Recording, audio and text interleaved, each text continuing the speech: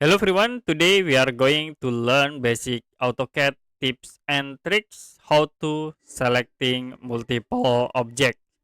So as example we have these drawings, and if you want to select the same multiple objects, like I will select the furniture in these drawings, you can select all objects, right click and then choose the quick select. Now in here I will use the layer options, and then you can change for value in here. We set the furniture and then click OK. Now you can see we already select the all furniture in this drawing. You can move to another area like into this point.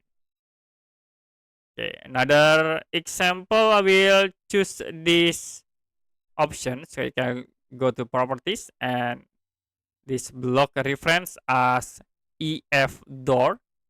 So I will select or all EF door in this drawing. You can select the drawings, right click, quick select, and then move to layer.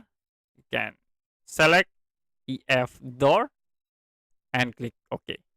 Now you can move the EF door to another area. So that's it for AutoCAD tips and tricks how to quick selection object.